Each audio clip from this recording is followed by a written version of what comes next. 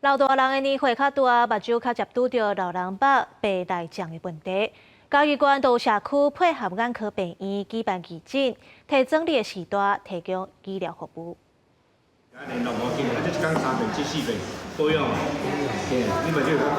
替社区的长辈做说明，互因知影目睭无爽快原因甲保养的方法。嘉义县新港乡的三金村初六举办目睭的义诊，医疗团队讲，透过检查，互长辈来知影老化对目睭的影响。都是白内障比较多了，因为老化嘛，你来过来检查，年纪大概都70、80岁了。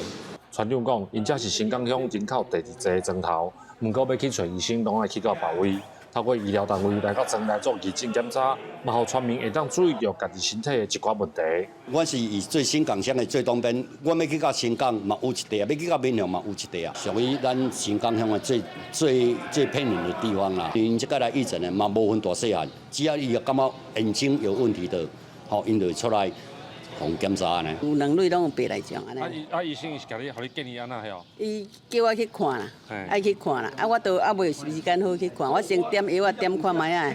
医护人员表示，有发现讲，真侪长辈拢唔知影家己有白内障的状况，而诊的设备嘛无法度详细来做检查，会搁甲因约时间，专工载因去到病院，希望替这些长辈提供较完整的医疗资源。记者林慧婷，嘉义报道。